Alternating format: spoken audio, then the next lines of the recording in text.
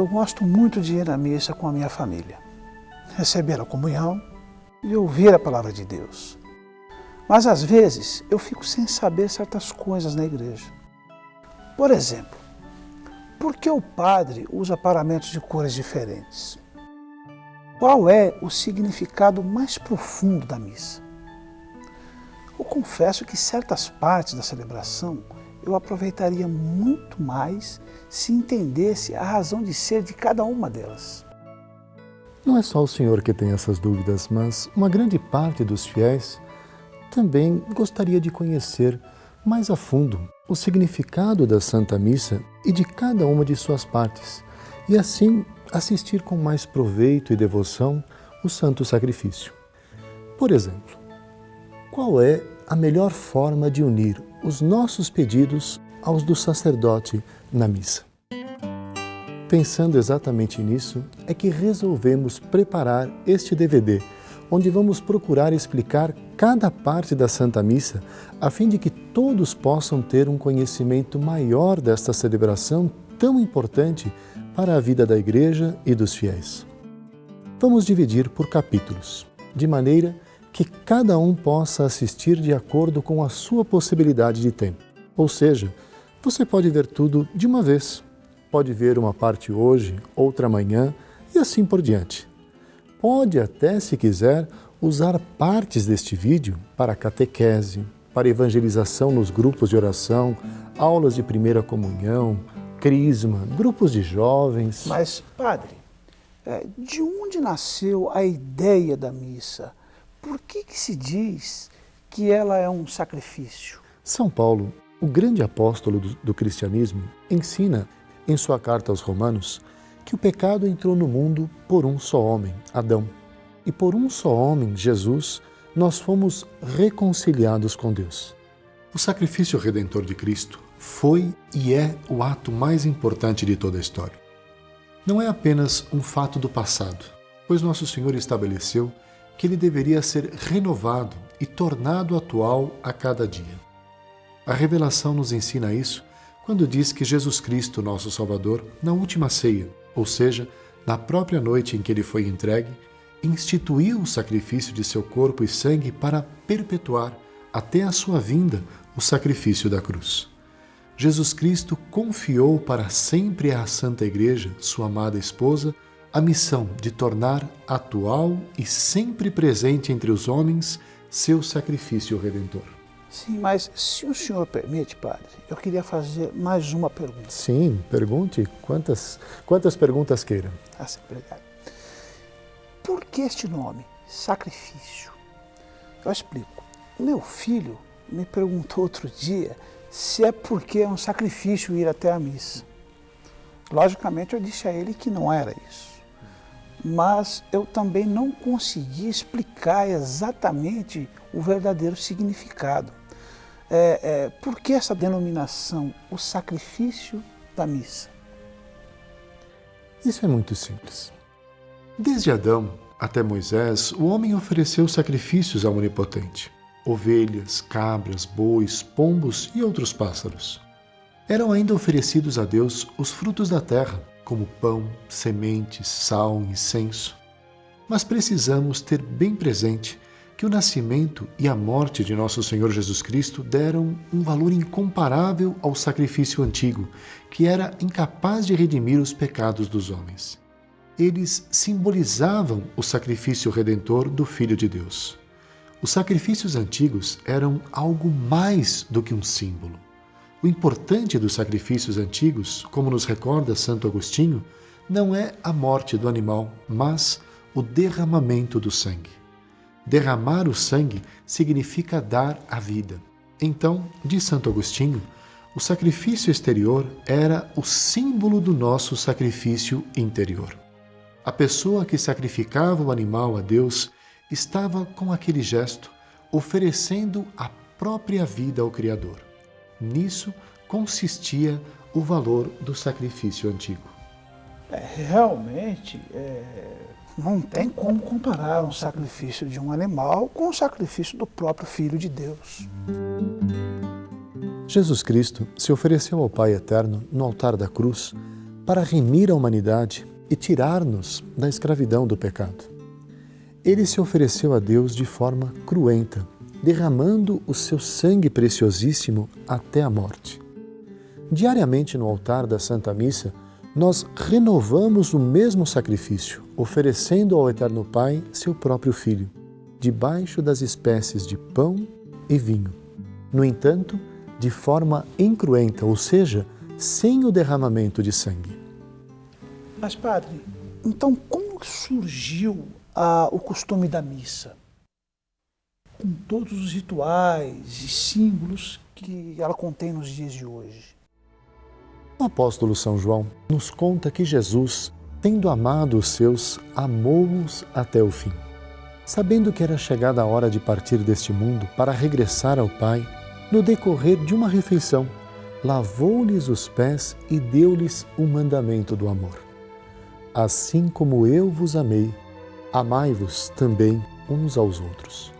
E para lhes deixar uma garantia deste amor, para jamais se afastar dos seus e para os tornar participantes da sua Páscoa, instituiu a Eucaristia como renovação do seu sacrifício na cruz e memorial da sua morte e da sua ressurreição, ordenando aos seus apóstolos que a celebrassem até a sua última vinda, dizendo: fazei isto em memória de mim. É muito importante aqui observarmos esta palavra, memorial. Quando falamos em memorial da morte e ressurreição de Cristo, não nos referimos a uma simples lembrança ou repetição do que aconteceu, mas é tornar o fato presente, sem repeti-lo. Na Eucaristia, torna-se presente o sacrifício de Cristo no Calvário, sempre presente. Desde o princípio, a Igreja foi fiel a esta ordem do Senhor. Podemos ver no capítulo 2 dos Atos dos Apóstolos o testemunho da celebração diária do Santo Sacrifício. Eram assíduos ao ensino dos apóstolos, à união fraterna, à fração do pão e às orações. Todos os dias frequentavam o templo como se tivessem uma só alma e partiam o pão em suas casas. Tomavam o alimento com alegria e simplicidade de coração. Me alegra muito conhecer tudo isso, pois a missa toma para mim uma outra dimensão. E sabendo que naquele momento Nosso Senhor se oferece novamente por nós através do sacrifício renovado pelo sacerdote.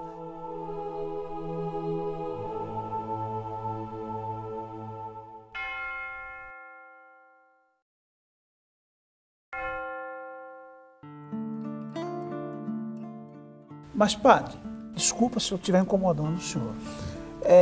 O senhor poderia nos explicar um pouco mais assim, sobre todo aquele significado do pão, do vinho, do cálice na Santa Missa?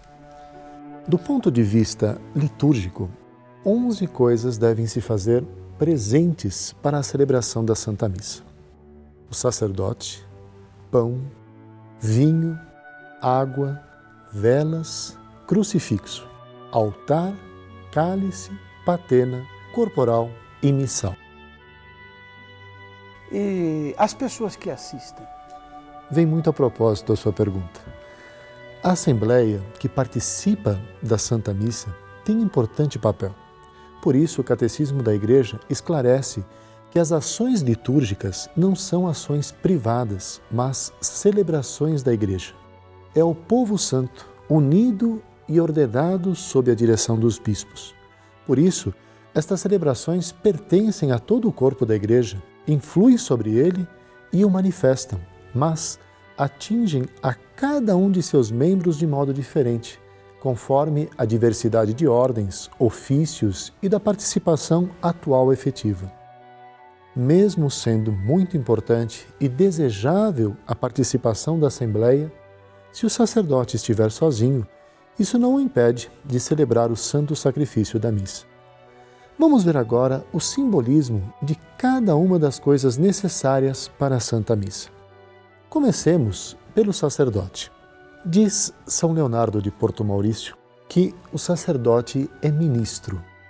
é representante do Senhor Jesus, sacerdote invisível e eterno. O ministério sacerdotal é a ele outorgado no momento de sua ordenação pelo bispo, que transmite a ordem recebida de Cristo pelos apóstolos.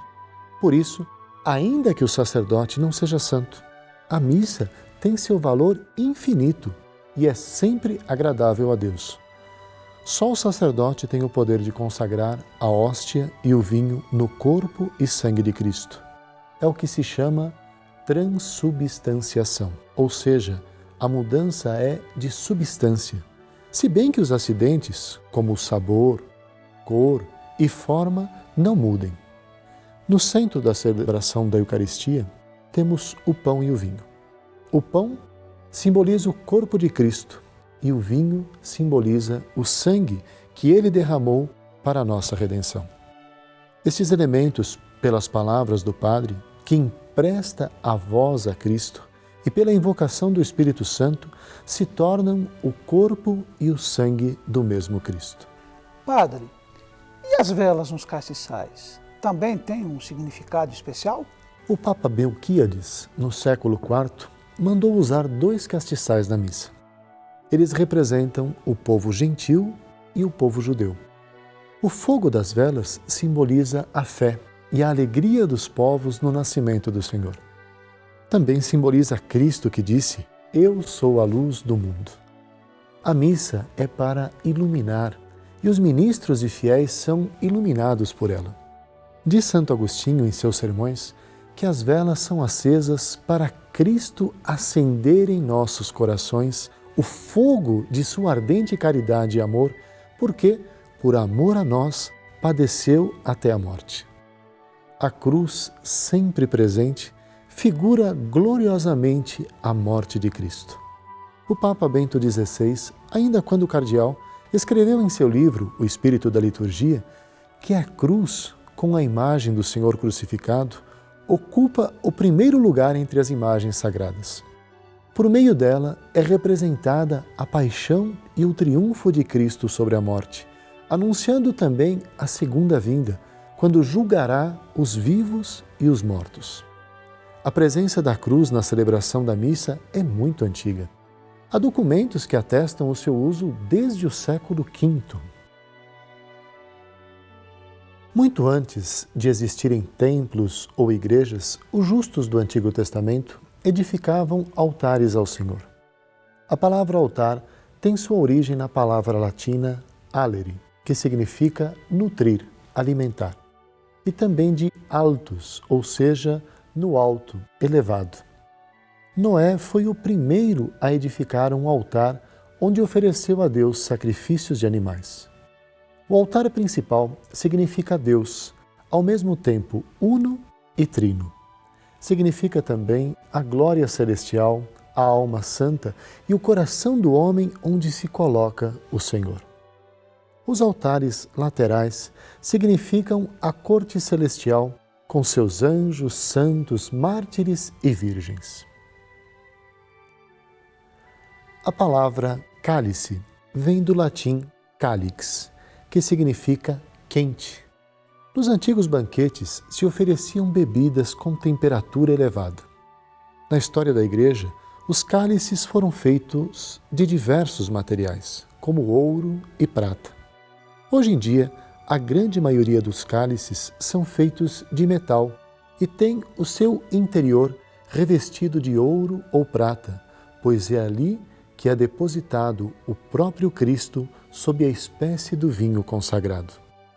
O cálice esconde um belo significado. Ele simboliza o túmulo em que Cristo foi sepultado.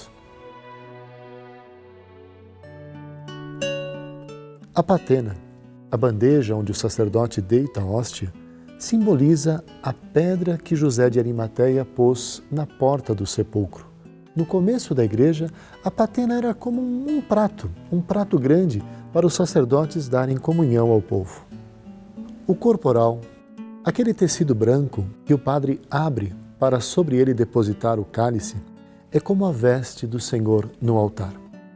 Disse corporal porque nele se encobre e se esconde o sacrossanto mistério do corpo de Cristo. Muitos teólogos afirmam que o corporal é estendido sobre o altar para significar o modo com que um lençol de Cristo foi encontrado no sepulcro após a ressurreição. O grande livro em geral vermelho, que contém o texto da Santa Missa, recebeu do Papa São Gregório Magno o nome de missal. O missal simboliza as boas novas da vinha do Senhor, sua vida, sua pregação e outros mistérios da humanidade de Cristo.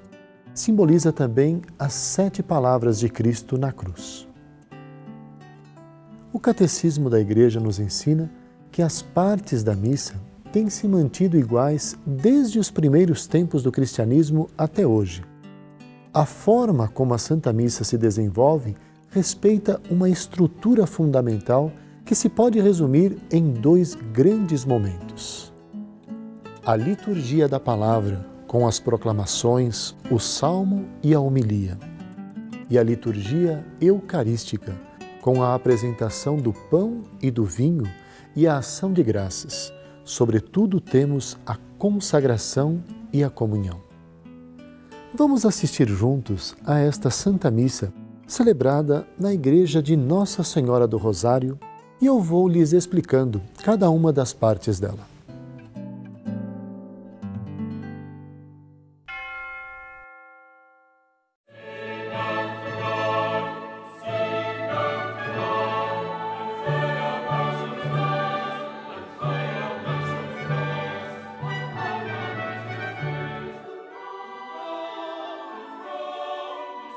Esta missa foi celebrada na festa da Santíssima Trindade. Por isso, o sacerdote está usando paramentos dourados. Ele poderia usar também os paramentos brancos, que simbolizam a pureza e a alegria. A missa se inicia com os fiéis de pé, saudando a chegada do celebrante e dos ministros com o canto de entrada. O sacerdote e os demais ministros saúdam e beijam o altar em sinal de veneração e respeito.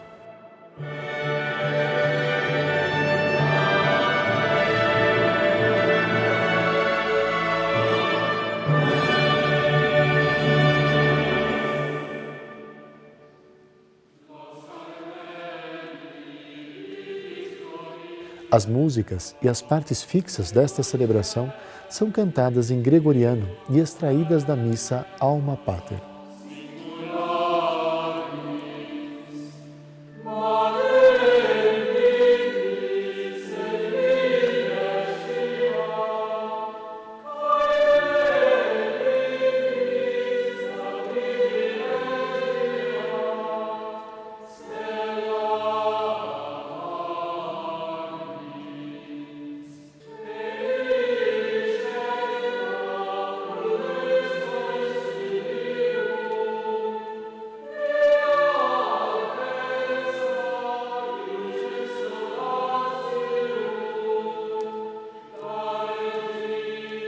A Assembleia não se reúne em seu próprio nome, mas em nome da Santíssima Trindade.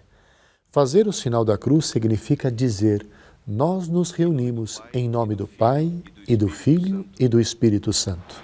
A graça de nosso Senhor Jesus Cristo, o amor do Pai e a comunhão do Espírito Santo estejam convosco. Após a saudação, vem o ato penitencial, onde o sacerdote nos convida a refletir e nos preparar para o encontro com Deus, através do perdão de nossos pecados. O Senhor Jesus, que nos convida à mesa da palavra e da Eucaristia, nos chama à conversão. Reconheçamos ser pecadores e invoquemos com confiança a misericórdia do Pai. Confessemos os nossos pecados. Confesso a Deus Todo-Poderoso e a vós, irmãos e irmãs, que pequei muitas vezes por pensamentos e palavras, atos e omissões, por minha culpa, minha tão grande culpa, e peço à Virgem Maria, aos anjos e santos, e a vós, irmãos e irmãs, que rogueis por mim a Deus, nosso Senhor. Deus Todo-Poderoso, tenha compaixão de nós, perdoe os nossos pecados e nos conduza à vida eterna.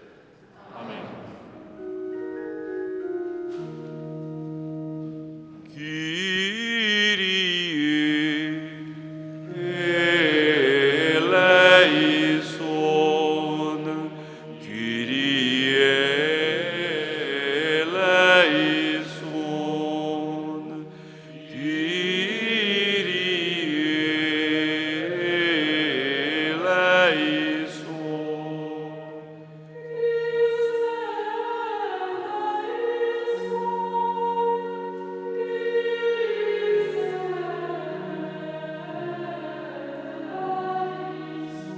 É uma sincera atitude interior de toda a Assembleia que reconhece diante de Deus sua pobreza e fraqueza humanas e apela para o amor misericordioso de Cristo, seu Senhor.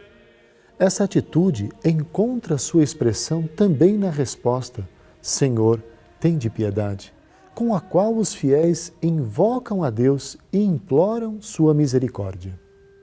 Gloria in excelsis Deo.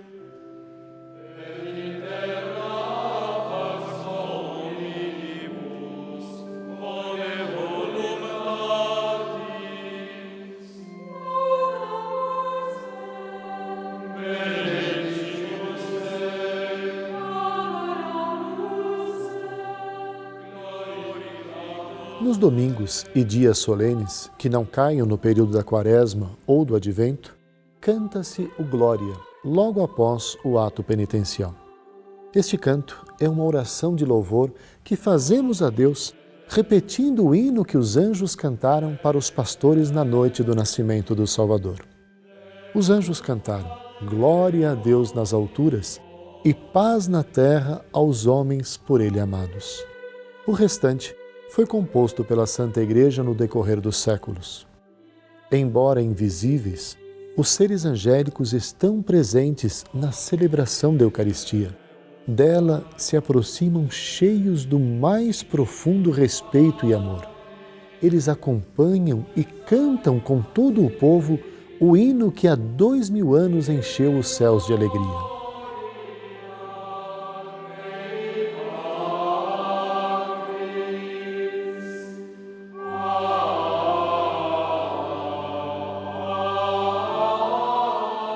Depois do Glória, o sacerdote convida a Assembleia a orar. Este é um momento muito importante da missa, pois ele e toda a comunidade, em silêncio, tomam consciência que estão na presença de Deus e oferecem interiormente suas intenções para o santo sacrifício. Depois, o sacerdote reza a oração específica do dia, também chamada de coleta, pois ela visa reunir em uma só oração todas as intenções da comunidade. Por meio desta oração, os fiéis tomam conhecimento da índole da celebração e, com as palavras do celebrante, dirige-se a prece a Deus Pai por Cristo no Espírito Santo. Este é o momento mais oportuno para cada fiel apresentar internamente suas intenções para o santo sacrifício. Por isso, após dizer oremos, o sacerdote faz um instante de silêncio. Oremos.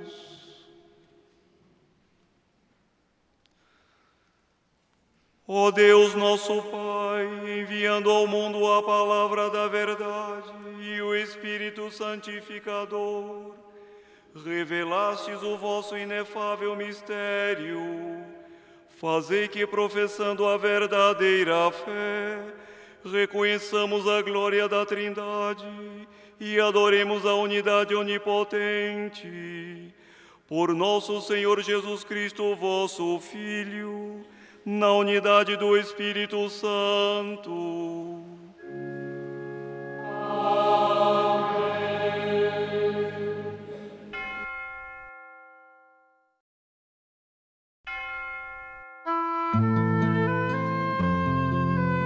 Após o Amém, que significa a adesão de toda a comunidade, inicia-se a liturgia da palavra.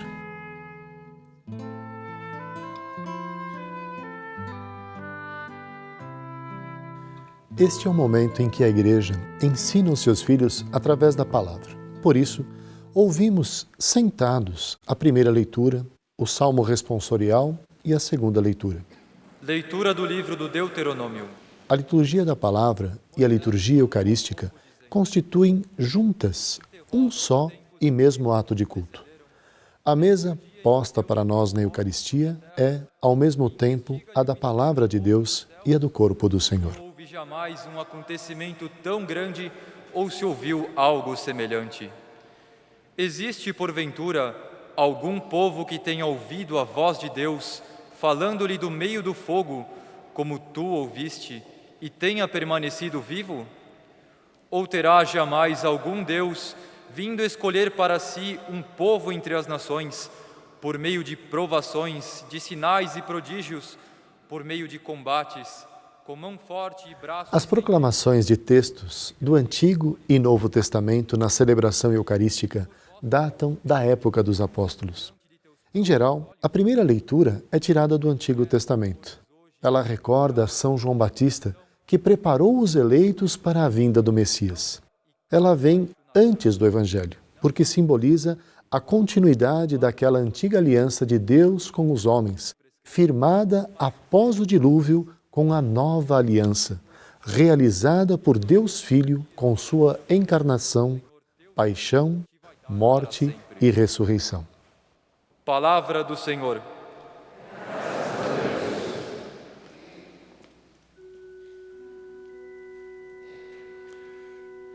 Feliz o povo que o Senhor escolheu por sua herança. Após a leitura, lê-se ou canta-se o Salmo, que também é tirado do Antigo Testamento. Portanto, é palavra do Espírito Santo. É a palavra que se torna oração e convida os fiéis à reflexão. E o sopro de seus lábios as estrelas. Ele falou e toda a terra foi criada. Ele ordenou e as coisas todas existiram. O Salmo responsorial é um dos elementos mais antigos da missa. Ele teve seu desenvolvimento no século IV. E de tal forma que durante muito tempo houve o ministério do salmista, que se especializava em cantá-lo. E que confiam esperando em seu amor, para da morte libertar as suas vidas e alimentá-los quando é tempo de penúria. Feliz o povo que o Senhor escolheu por sua herança.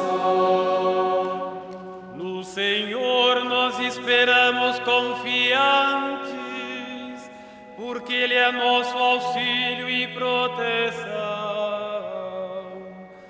Sobre nós venha, Senhor, a vossa graça, da mesma forma que em vós nós esperamos. A segunda proclamação, em geral, é tirada de alguma das cartas dos apóstolos. Frequentemente elas são chamadas de epístolas. A palavra epístola vem do latim epistole e significa carta. Nas epístolas, São Pedro, São Paulo, São João, São Tiago e São Judas Tadeu ensinaram às primeiras comunidades cristãs a verdadeira doutrina de Cristo. Leitura da carta de São Paulo aos Romanos. Irmãos, todos aqueles que se deixam conduzir pelo Espírito de Deus são filhos de Deus. De fato, vós não recebestes um espírito de escravos para recairdes no medo, mas recebestes um espírito de filhos adotivos, no qual todos nós clamamos, Abá, ó Pai. O próprio Espírito se une ao nosso espírito para nos atestar que somos filhos de Deus. E se somos filhos, somos também herdeiros, herdeiros de Deus e co-herdeiros de Cristo. Se realmente sofremos com Ele, é para sermos também glorificados com Ele. Palavra do Senhor. Com o cântico do Aleluia, que significa louvai o Senhor, todos se levantam para a aclamação ao Evangelho, que geralmente traz uma mensagem que resume os ensinamentos do Evangelho do dia. No período da Quaresma e do Advento, na previsão da alegria maior que virá, ao invés do Aleluia, canta-se outra expressão de louvor a Deus. Pai, ao Filho e ao Espírito Divino, ao Deus que é, que era e que vem pelos séculos. Amém.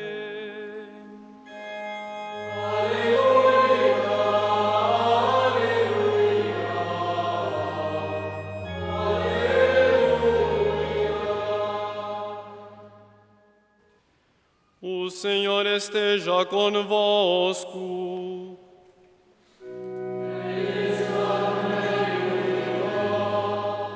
Neste momento, os fiéis, de pé, irão ouvir a boa nova de nosso Senhor Jesus Cristo. O Evangelho ocupa o lugar principal da liturgia da palavra. Por ele, conhecemos a história do próprio Messias, nascido, morto e ressuscitado.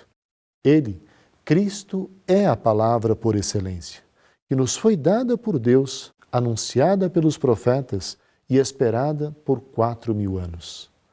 A leitura do Evangelho é costume na Igreja desde São Pedro, e a sua proclamação simboliza a divina doutrina que ultrapassa a todas por ser a mais excelente. Proclamação do Evangelho. O sinal da cruz, feito pelos fiéis na fronte, significa a crença no mistério da cruz.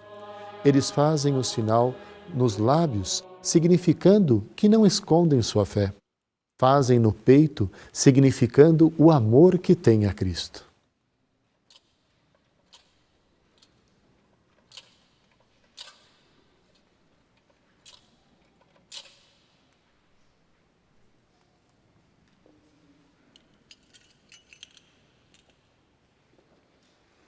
Naquele tempo, os 11 discípulos foram para a Galileia, ao monte que Jesus lhes tinha indicado. Quando viram Jesus, prostraram-se diante dele. Ainda assim, alguns duvidaram. Então Jesus aproximou-se e falou: Toda a autoridade me foi dada no céu e sobre a terra. Portanto, ide e fazei discípulos meus todos os povos, batizando-os em nome do Pai, do Filho e do Espírito Santo, e ensinando-os a observar tudo o que vos ordenei. Eis que eu estarei convosco todos os dias, até o fim do mundo. Palavra da salvação.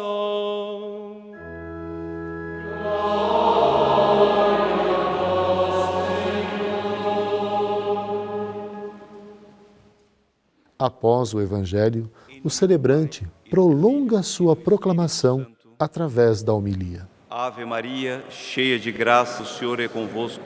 Bendita sois vós entre as mulheres, bendito é o fruto do vosso ventre, Jesus. Santa Maria, Mãe de Deus, rogai por nós, pecadores, agora e na hora de nossa morte. Amém.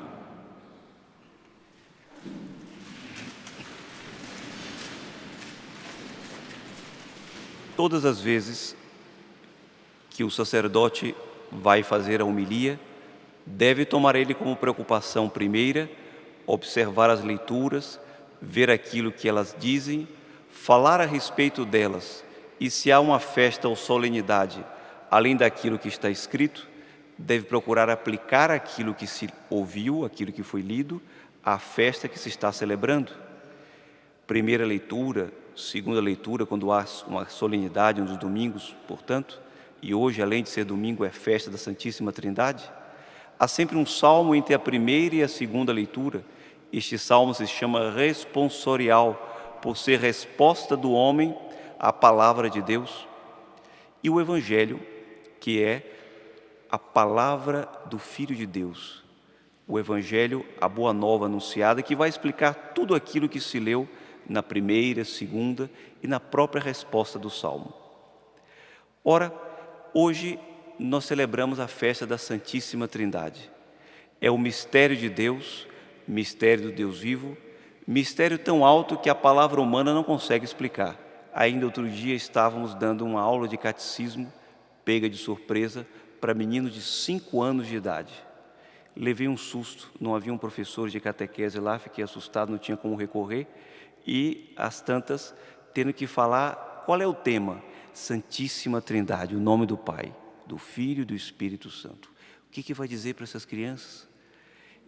Foi a coisa mais fácil que vocês possam imaginar, porque a criança, ela não quer entender as coisas que escuta, mas ela primeiro acredita, e acreditando consegue depois entender. Ela, sem ter lido nunca Santo Agostinho, que ensina que quando Deus fala, primeiro se acredita, para depois se entender. Só quando um homem fala com outro, é que se entende para depois acreditar. Acredita a criança naquilo que ouve, e acreditando voa mais do que um sábio. E aquele que estava ali se julgando o professor, ficou envergonhado porque percebeu que estava aprendendo com elas. Tinha que sair disfarçando para não darem conta de que os professores eram elas e não aquele que parecia que estava ensinando. Com toda facilidade acreditavam no que se dizia. E o pai e a mãe encontram nesta pedagogia aqui inspirada por Deus, quando vai explicar quem é Deus, o que se diz para a criança? É o papai do céu. Porque a única relação de imagem que a criança tem é o pai na terra. E a partir desta imagem, ela pode entender quem é o pai do céu. Depois, quem é a mãe do céu. E assim a criança, através daquele universo que ela vê, naquele universo que ela convive, ela começa a ter a primeira ideia de quem é Deus e dos seus atributos. Depois que cresce, deve aprender com mais profundidade, mas não deve perder aquela candura daqueles que acreditam no mistério para depois entenderem. Hoje, diante de adultos, se pode dizer também por imagens, porque falar da Trindade é falar como criança, escutar sobre a Trindade, criança também se deve ser, porque ninguém consegue penetrar no mistério de Deus. Apenas se pode fazer por comparação. Dizer, por exemplo, que um pai que gera um filho, ele é pai, o filho é filho, os dois são homens, seres humanos, o amor de um pelo outro é imagem da Trindade, imagem falha, mas é o máximo que o homem consegue fazer. O homem pensando no primeiro momento em que ele consegue pensar, ainda é criança, e ele se dá conta de que ele existe, ele se quer bem, e ele se querendo bem são 3 dimensões de uma mesma realidade. A criança que percebe que existe e que se ama, criança, conhecimento e amor, imagem da Trindade, Pai, Filho e Espírito Santo, e tantas coisas outras que existem, que são também imagem de Deus, mas tudo imagem, a realidade é outra. E a realidade mais profunda se dá a partir do momento em que Deus, que bastando a si mesmo, resolve, para falar em linguagem humana, criar a humanidade e fazer da humanidade quase que o seu norte. Deus, que não precisa de ninguém ou de nada, porque basta a si mesmo, resolve criar o homem para viver em função da criatura humana e faz do homem a sua herança, como cantamos hoje no Salmo. Feliz o povo que o Senhor escolheu por sua herança. Deus que criou o homem o escolhe por herança. E escolhe por herança para conviver com os homens. E vai aos poucos, como diz aqui Moisés, no Deuteronômio, vai aos poucos explicando ao homem os seus mistérios. Primeiro em Adão, conversando com Adão no paraíso, na brisa da tarde. Depois esse Deus vai se aproximando e na aliança do Sinai, quando vai ensinar aos homens a lei que é Ele Deus, naquele momento uma aproximação maior. E assim todo o Antigo Testamento é sempre o desejo de Deus de entrar em contato com o homem. E Deus vai nos prometer aqui na liturgia de hoje que também Ele prepara no céu uma morada. O homem é casa de Deus e Deus é a morada do homem. Só que a casa de Deus sempre está aberta e a casa do homem nem sempre está aberta para Deus. É uma lição importante a tirar da liturgia de hoje. E apesar de todo este mistério, esse plano de amor de Deus, qual é a resposta do homem? Naquele tempo, os 11 discípulos, porque Judas já havia traído, sobem ao monte, foram para o monte, e subindo ao monte, estando ali com nosso Senhor Jesus Cristo, se prostram diante dele, e ainda prostrado diante dele, tendo a visão dele na sua natureza humana, alguns duvidaram. A dúvida e o pecado do homem não são suficientes para que Deus feche as portas da salvação. Até pelo contrário, abrem-na de par em par. E aqui encontramos, apesar da dúvida, Jesus que se aproxima e fala, sempre iniciativa de Deus. Deus toma a iniciativa de se aproximar do homem, Deus toma a iniciativa de perdoar o homem depois de cada ofensa. E eles que deveriam ter acreditado para depois entender, queriam entender para depois acreditar. E ele, como Pai bondoso, passa por cima de tudo isso e dá uma ordem, um mandato. Ide fazer discípulos meus todos os povos, batizando-os em nome do Pai e do Filho e do Espírito Santo. E para ficar um pouco mais fácil de ser assimilada a doutrina, conto-lhes uma pequena história que ilustra bem como o homem deve ser imagem de Deus e como encontramos os vestígios, os sinais da Santíssima Trindade na história de todos nós. Era uma mãe daqueles países frios do norte da Europa, muito frios, não tão frios como São Paulo, não, muito mais frios que a nossa querida São Paulo. E essa mãe criava uma única filha, que quando ainda muito jovem, história verídica, que parece um paralelo da história do filho pródigo, porque ela resolve sair de casa, abandonando aquele regaço materno do pai e da mãe que lhe protegiam, e resolve levar uma vida completamente afastada de Deus. Some, desaparece, para a tristeza e angústia da mãe, que logo depois da partida da filha, perde o esposo e se torna viúva. Naquela situação de angústia, passa ela durante muito tempo procurando a filha em todos os lugares próximos do lugar onde residiam. Procura ali, procura lá, visita esta e aquela cidade, até que em determinado momento, já exausta, depois de anos de procura, não foi um dia, nem dois, nem uma semana, nem duas, muitos anos depois, resolve usar esse artifício, que nós encontramos por aí com muita frequência.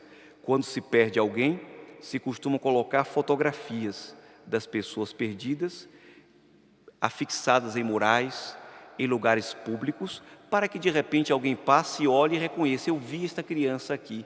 Telefone e comunique àquela pessoa que procura.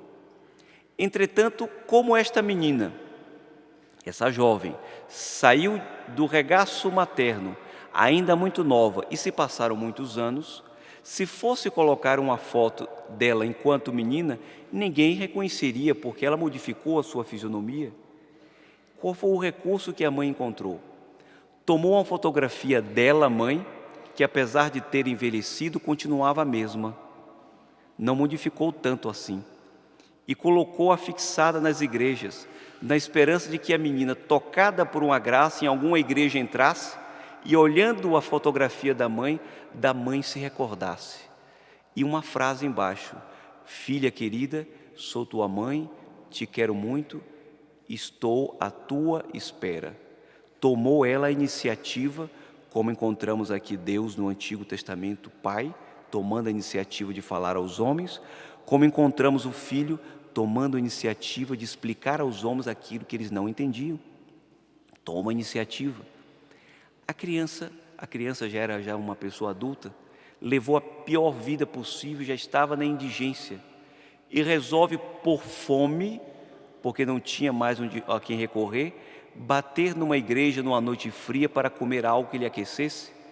Entra na igreja e, esperando o momento de ser alimentada, porque não era mais isso do que queria, era uma pessoa sem fé, já tinha perdido tudo aquilo que poderia ter ligado a mãe, a família, a Deus, e olhando no mural, encontra a foto de alguém conhecido e descobre quem é. Leva um susto, Era a mãe que se deixou fotografar no período em que ela a conhecia e ali afixou a foto. E olhando, sentiu saudades. Sentindo saudades, era o Espírito Santo que estava comunicando discreto a sua graça para que ela voltasse ao regaço materno. Naquele momento recebe uma graça, sai, anda a noite inteira, uma noite fria, chega em casa de manhãzinha lá para 4 horas da manhã, quando o sol ainda nem nasceu, e encontra a casa com a porta aberta e leva um susto, porque sabe que a mãe era previdente, trancava sempre a porta antes de dormir, e pensa que a casa foi assaltada por alguém. Será que alguém fez mal à minha mãe? E naquele sentimento de preocupação com a mãe, qualquer coisa do amor lhe acendia, porque quando o homem começa a se preocupar com o outro, acende o amor, a ação do Espírito Santo. Quando o homem só se preocupa consigo mesmo, apaga o amor. E estava essa pobre coitada, tendo o amor começando a ser aceso, entra esbaforida em casa, procura o quarto, porque sabia onde ficava, e encontra a mãe tranquila, deitada, dormindo o sono do justo, e resolve despertá-la. Depois daquele primeiro momento de impacto, de emoção, as duas se abraçam, fazem ideia da emoção que era este encontro. Depois da emoção primeira, a menina pergunta para a mãe: mamãe, agora tire-me uma dúvida. Por que a porta da casa estava aberta, que eu fiquei assustada, a senhora esqueceu de trancar, não faz ideia da aflição que sofri quando entrei aqui. Resposta da mãe: minha filha, desde que você saiu de casa, eu nunca mais fechei a porta.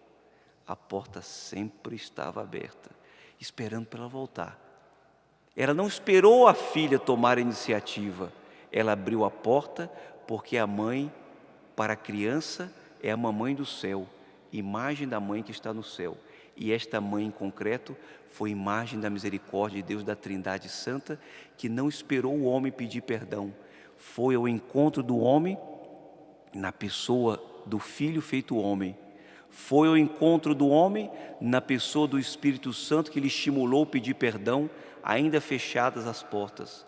Foi ao encontro do homem, ensinando como ensina o Pai. A Trindade Santa agiu em toda a história da humanidade, tomando a iniciativa de atrair os homens para si, para dizer aos homens: somos família de Deus, Pai, Filho e Espírito Santo, Trindade Santa e feliz. Ide pelo mundo inteiro com o meu poder, falando em meu nome, em nome do Pai, do Filho e do Espírito Santo, atraindo todos a mim. Esta é a lição, entre tantas outras, que a gente encontra assim, as apalpadelas, no claro escuro da fé, para entender o mistério de Deus, o mistério do Deus vivo, que é Pai, Filho e Espírito Santo. Que Maria Santíssima, mãe do Filho, filha tão predileta do Pai e esposa do Espírito Santo, nos fale no interior das almas e nos ajude a sermos uns em relação aos outros, imagem da Trindade Santa, Pai, Filho e Espírito Santo. Louvado seja nosso Senhor Jesus Cristo. Depois do Evangelho, reza-se ou canta-se o creio, para significar que devemos crer naquilo que ouvimos pregar.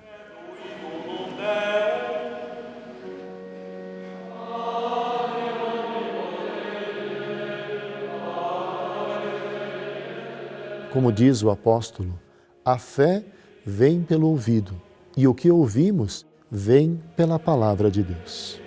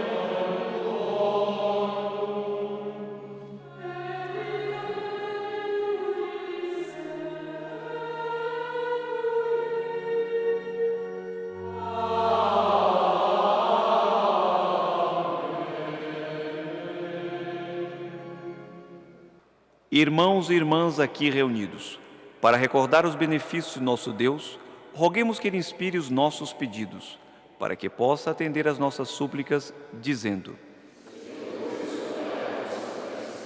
pela Santa Igreja, para que leve ao mundo inteiro a sua realidade do povo de Deus, convocado pelo amor do Pai, por meio de Cristo, na comunhão de um só Espírito, roguemos ao Senhor. A oração universal, ou oração dos fiéis, como também é conhecida, encerra a liturgia da palavra. Nela, a Assembleia apresenta seus pedidos ao Senhor e intercede por todos os homens. O povo, exercendo sua parcela de função sacerdotal, eleva suas súplicas pela Santa Igreja, pelos governantes, pelos que se acham em necessidades, por todos os homens e pela salvação do mundo. Possam agradar-vos, ó Deus, as preces da vossa Igreja, para que recebamos por vossa misericórdia o que por nossos méritos não ousamos esperar. Por Cristo nosso Senhor.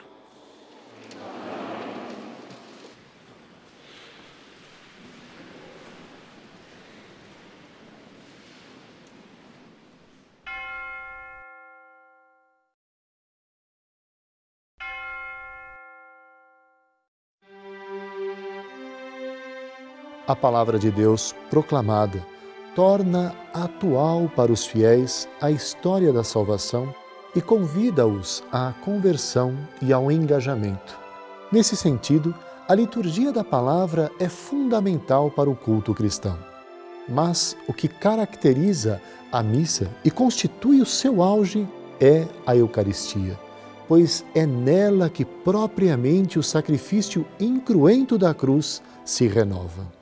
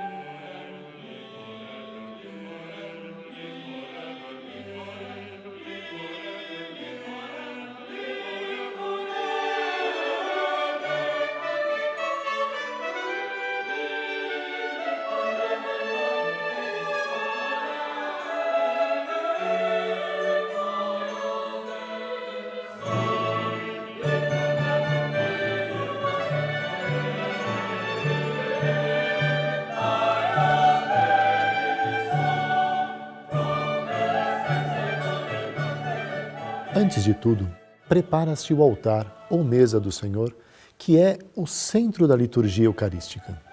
Levam-se depois ao altar o pão e o vinho, os mesmos elementos que Cristo tomou em suas mãos na última ceia.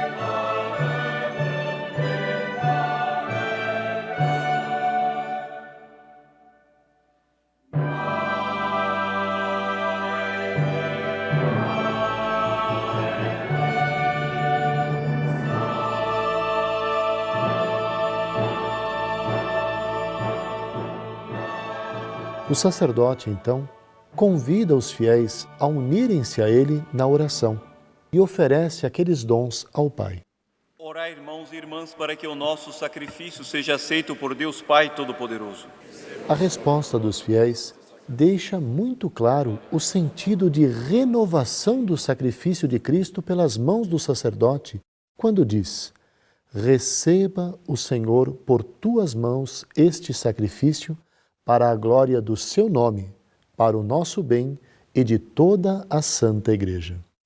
Através desta oferenda, o pão e o vinho são antecipadamente santificados para depois serem convertidos no preciosíssimo corpo e sangue de Cristo, no que propriamente consiste o santo sacrifício da missa. O ofertório simboliza o sacrifício de nosso espírito e, sobretudo, significa Cristo, hóstia imaculada que se ofereceu ao Eterno Pai.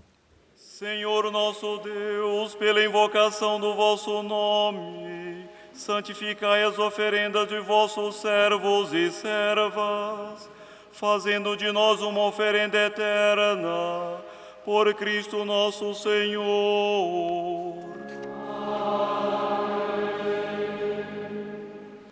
Dominus vobiscum.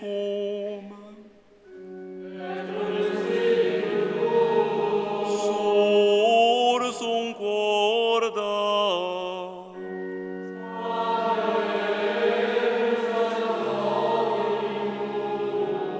Gratias agamus, Domino Deo nostro.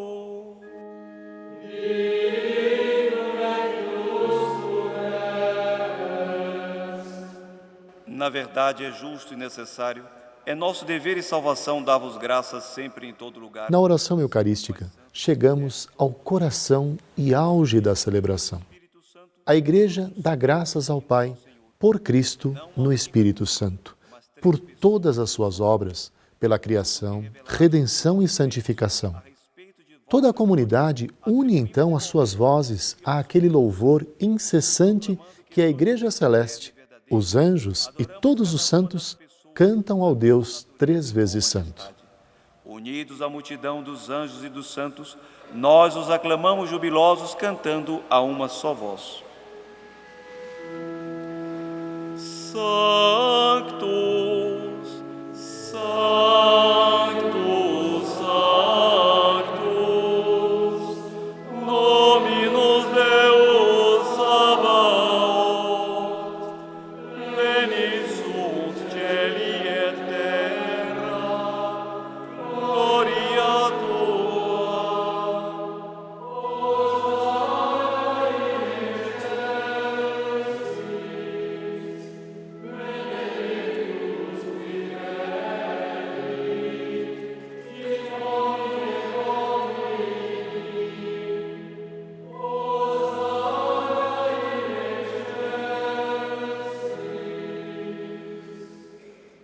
Na verdade, vós sois santo, ó Deus do universo, e tudo o que criastes proclama o vosso louvor, porque por Jesus Cristo, vosso Filho e Senhor nosso, e pela força do Espírito Santo, dás vida e santidade a todas as coisas, e não cessais de reunir o vosso povo, para que vos ofereça em toda parte do nascer ao pôr do sol um sacrifício perfeito. Por isso nós os suplicamos, santificai pelo Espírito Santo as oferendas que vos A sineta apresentamos para toca, serem consagradas. anunciando que se aproxima o momento da consagração. Com amor e reverência, os fiéis se ajoelham. O sacerdote estende suas mãos sobre o pão e o vinho e pede ao Pai que envie seu Espírito Santo para que aqueles alimentos se tornem o corpo e o sangue de Jesus Cristo e para que os que participam na Eucaristia sejam um só corpo e um só Espírito. A narração da instituição da Eucaristia, a força das palavras da consagração, a ação de Cristo e o poder do Espírito Santo tornam sacramentalmente presentes sob as espécies do pão e do vinho, o corpo, o sangue, a alma e a divindade do mesmo Cristo. É o sacrifício oferecido na cruz que se renova de forma incruenta. Este é o momento de dedicarmos toda a nossa atenção e devoção ao mistério que ocorrerá diante de nós. As palavras do sacerdote, por mandato de nosso Senhor Jesus Cristo, vão operar aos nossos olhos este verdadeiro milagre. O pão e o vinho, neste momento, serão transubstanciados em corpo, sangue, alma e divindade de nosso Senhor Jesus Cristo.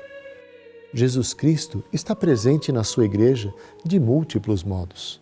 Na sua palavra, na oração, nos pobres, nos doentes, nos prisioneiros, nos seus sacramentos, dos quais é o autor, no sacrifício da missa e na pessoa do ministro. Mas, como diz o Concílio Vaticano II, está presente, sobretudo, sob as espécies eucarísticas. Na noite em que ia ser entregue, ele tomou o pão, deu graças e o partiu, e deu a seus discípulos, dizendo: Tomai todos e comei, isto é o meu corpo, que será entregue por vós.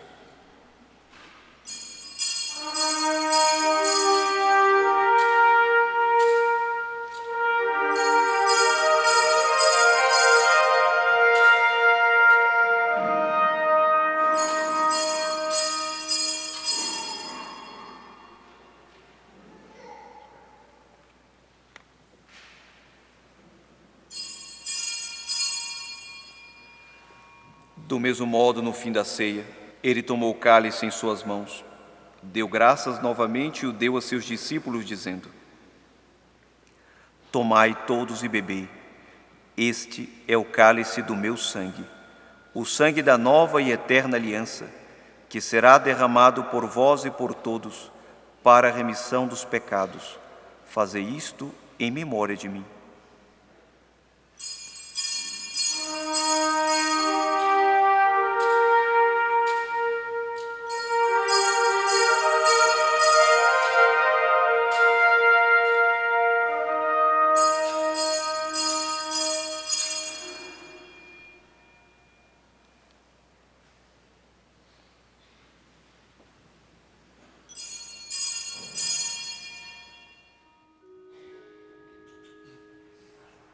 Mysterium Fidei.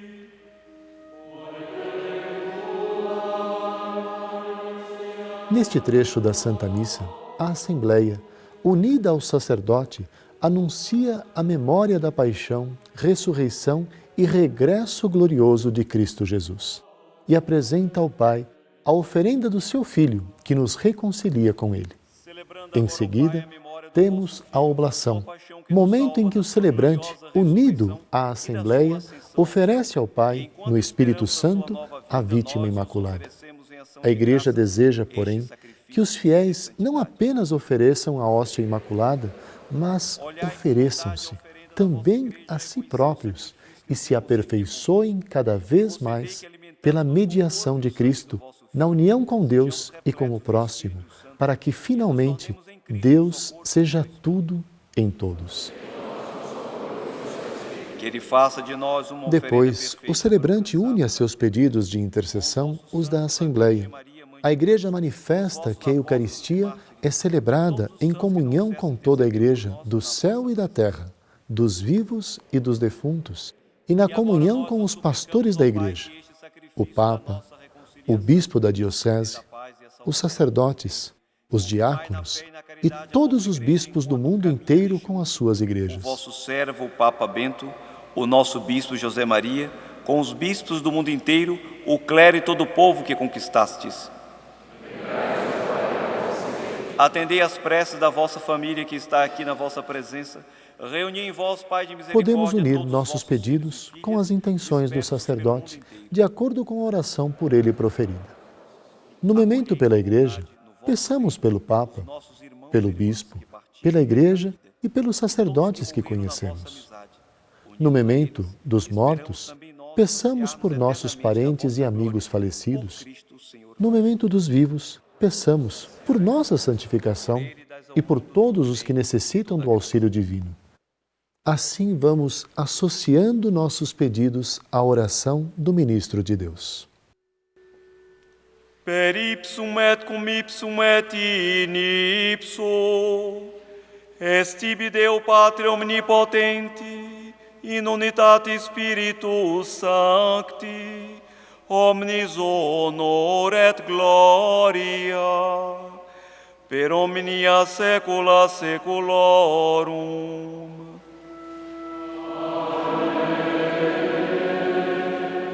Com esta oração, a Assembleia, através do celebrante, exprime a glorificação de Deus, pois a Eucaristia também é sacrifício de louvor, através do qual a Igreja canta a glória do Criador em nome de toda a criação. Esse sacrifício de louvor só é possível através de Cristo. Ele une os fiéis à sua pessoa, ao seu louvor e à sua intercessão, de maneira que o sacrifício de louvor ao Pai é oferecido por Cristo e com Cristo para ser aceito em Cristo. O padre Raniero Cantalamessa, pregador da Casa Pontifícia, conta uma elucidativa parábola. Em uma grande empresa, diz ele, havia um funcionário que admirava e estimava muito o patrão. Em seu aniversário, quis dar-lhe um presente. Antes, porém, de dá-lo, pediu aos seus colegas para assinarem o presente, que chegou às mãos do patrão como uma homenagem de todos os seus funcionários e, em sinal de estima e apreço de todos, quando na realidade só um tinha pago o seu custo. E esclarece o pregador da Casa Pontifícia. É o que acontece com o sacrifício eucarístico, oferecido pelo Filho em união com os homens, e que a nossa assinatura são as poucas gotas de água misturadas ao vinho no cálice e, sobretudo, o amém que a Assembleia responde no fim da doxologia, por Cristo, com Cristo e em Cristo. Por isso, este nosso amém deve ser dito com toda a força e entusiasmo de nossa alma. Precepti salutaribus moniti, et divina institutione formati audemus dicere, Pater noster. Tertuliano, teólogo da Antiguidade, afirmou que a oração dominical é verdadeiramente o resumo de todo o Evangelho. E Santo Agostinho, escrevendo sobre as petições do Pai Nosso, comentou: percorrei todas as orações que existem na Sagrada Escritura. Não creio que possais encontrar uma só que não esteja incluída e compediada na oração dominical. Nela, além dos pedidos que fazemos relacionados com Deus, pedimos o alimento necessário para a nossa vida material. No entanto, não é só o pão terreno. Sobretudo, pedimos a Deus o pão eucarístico. Ela nos prepara verdadeiramente para a comunhão. Tanto é assim que pedimos a purificação dos nossos pecados e resistência nas tentações. Livrai-nos de todos os males, ó Pai, e dai-nos hoje a vossa paz. Ajudados pela vossa misericórdia, sejamos sempre livres do pecado e protegidos de todos os perigos, enquanto, vivendo a esperança, aguardamos a vinda do Cristo Salvador. Senhor Jesus Cristo, dissestes aos vossos apóstolos: eu vos deixo a paz, eu vos dou a minha paz. Não olheis os nossos pecados, mas a fé que anima a vossa igreja. Dai-lhe, segundo o vosso desejo, a paz e a unidade, vós que sois Deus com o Pai e o Espírito Santo. Amém. Pax Domini sit semper vobiscum.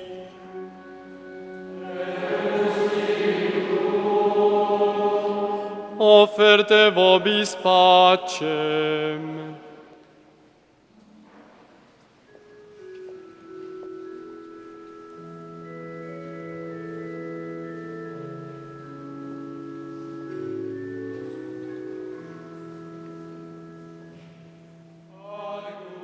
Enquanto o povo pede a misericórdia do Cordeiro de Deus, o sacerdote procede à fracção da hóstia e separa um pequeno pedaço chamado fermentum, que coloca no cálice. Este costume vem de que do século V ao VIII, na igreja local de Roma, esse rito exprimia a comunhão entre o bispo que presidia a Eucaristia e os presbíteros das comunidades afastadas, especialmente no domingo. Por seus acólitos, o bispo enviava a cada um deles uma porção do pão santificado, para que ele se unisse com a deles. Assim, unia à sua celebração todas as assembleias dominicais de sua igreja local.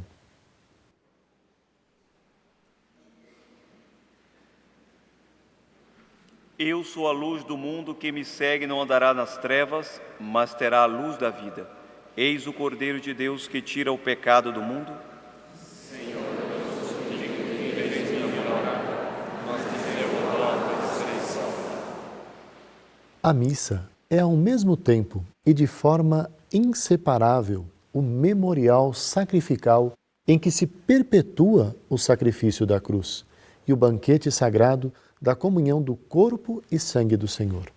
Ela está toda orientada para a união íntima dos fiéis com Cristo pela comunhão.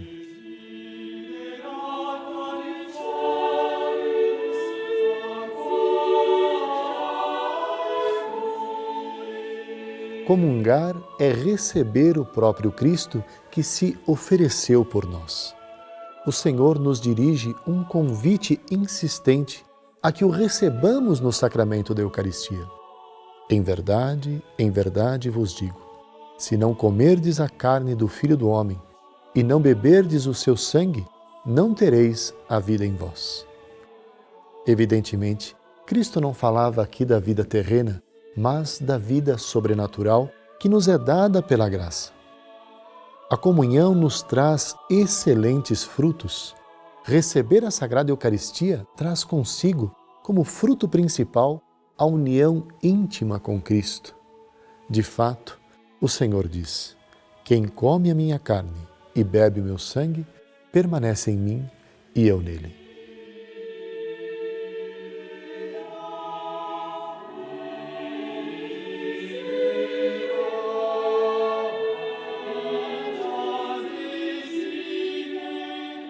Em outro ensinamento, nosso Salvador ainda reforça esta verdade.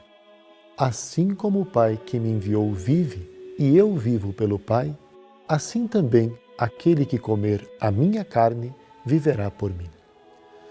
Por fim, o que o alimento material produz na nossa vida corporal, realiza a comunhão na nossa vida espiritual. A comunhão da carne de Cristo ressuscitado conserva, aumenta e renova a vida da graça recebida no batismo. Este crescimento da vida cristã precisa ser alimentado pela comunhão eucarística, pão da nossa peregrinação até a hora da morte.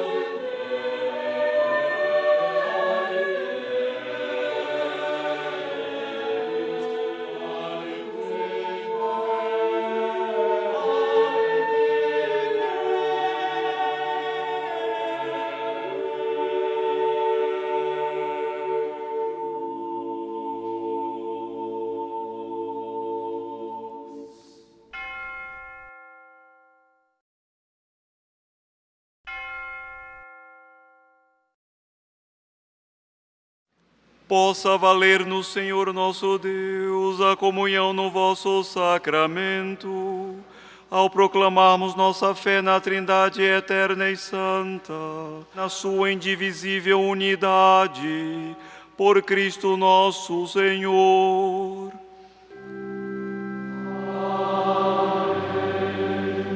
São Clemente, Papa do século I, diz que a bênção que o sacerdote dá aos participantes da missa se assemelha à bênção que Cristo deu aos seus ao separar-se deles no Monte das Oliveiras. Ela simboliza a vinda do Espírito Santo sobre os apóstolos, como havia prometido, quando lhes disse: recebereis a virtude do Espírito Santo que virá sobre vós. Daí a origem de os apóstolos darem a bênção e mandar seus discípulos e sucessores fazer o mesmo. O Senhor esteja convosco. Deus os abençoe e vos guarde. Ele vos mostre a sua face e se compadeça de vós. Volva para vós o seu olhar e vos dê a sua paz. Abençoe-vos o Deus Todo-Poderoso, Pai e Filho e Espírito Santo. Ite missa est.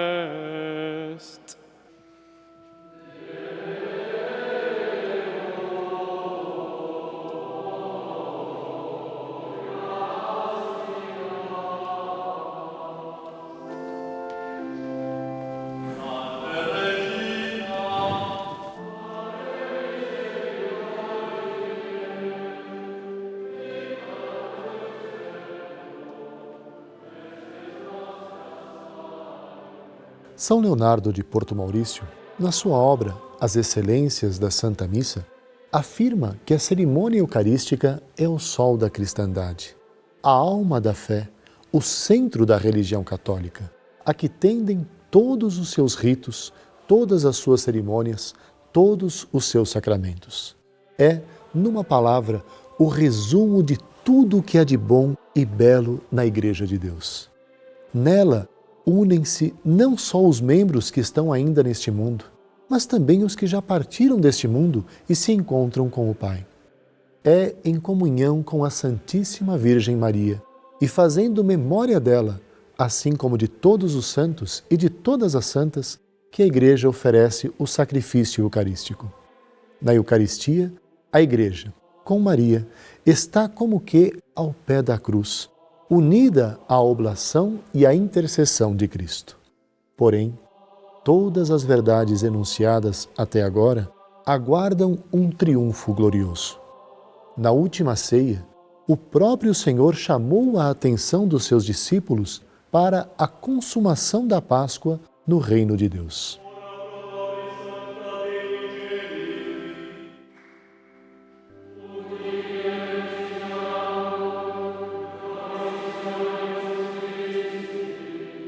Sempre que a Igreja celebra a Eucaristia, lembra-se dessa promessa e o seu olhar volta-se para Cristo que voltará. Na sua oração, ela clama pela sua vinda: vem, Senhor Jesus. Celebramos a missa enquanto vivendo esta esperança. Aguardamos a vinda de Cristo Salvador.